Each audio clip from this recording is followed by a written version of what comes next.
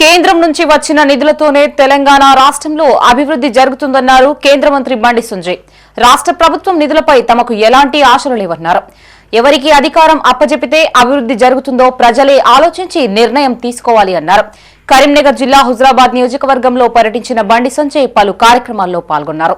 ఈ సందర్భంగా రాష్ట్ర ప్రభుత్వంపై పలు విమర్శలు చేశారు.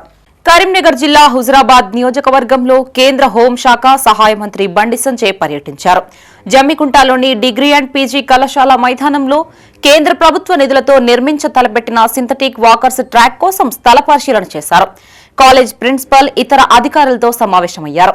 ఈ సందర్భంగా బండి సంజయ్ మాట్లాడుతూ జమ్మికుంట డిగ్రీ అండ్ పీజీ కళాశాలలో వాకింగ్ ట్రాక్ ఏర్పాటు చేయాలని తనకు ప్రతిపాదనలు వచ్చాయి అన్నారు. కేంద్ర ప్రభుత్వం ట్రాక్ కోసం 1.5 కోట్లు మంజూరు చేసిందన్నారు. కళాశాల స్థలాన్ని కాపాడాల్సిన బాధ్యత మనందరిపైన ఉందన్నారు. కొందరు కబ్జాలు చేసినట్లు తన దృష్టికి వచ్చింది అన్నారు. భూ కబ్జాలు చేసిన వారికి కఠిన చర్యలు తప్పవని హెచ్చరించారు. హుజురాబాద్ జమ్మికుంట మున్సిపల్ పరిధిలో అనేక అభివృద్ధి కార్యక్రమాలకి కేంద్రం నిధులు కేటాయించినట్లు గుర్తు చేశారు. అభివృద్ధి జరగాలంటే బీజేపీ పార్టీకి అవకాశం ఇవ్వాలని ప్రజలకు విజ్ఞప్తి చేశారు. మనం కేంద్ర ప్రభుత్వానికి ఆ ప్రతిపాదన పంపించిన వెంటనే 6,50,00,000 రూపాయలను ఆల్రెడీ శాంక్షన్ చేయడం జరిగింది. ఇంకా బడ్జెట్ తక్కువ ఉంటే కూడా ఇంకా అదనంగా కావాలంటే కూడా వారు ఇస్తామని చెప్పన్నారు. కాబట్టి ప్రస్తుతం అయితే ఈ ట్రాక్ సంబంధించి మనం ప్రారంభోత్సవాలు చేయడానికి ఒకసారి పరిశీలించడానికి రావడం జరిగింది.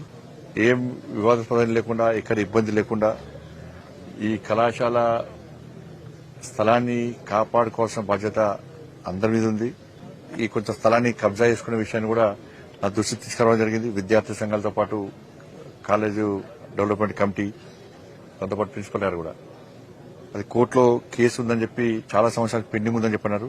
తప్పకుండా దాన్ని కూడా పరిశీలించే ప్రయత్నం చేస్తారు. దాన్ని కూడా ఏ స్థాయిలో ఉంది, ఏ విధంగా దాన్ని చర్యలు తీసుకోవాలనో అది కూడా నేను పరిశీలించే ప్రయత్నం చేస్తాను. కబ్జాలకు మొదటి నుంచి కూడా వ్యతిరేకం.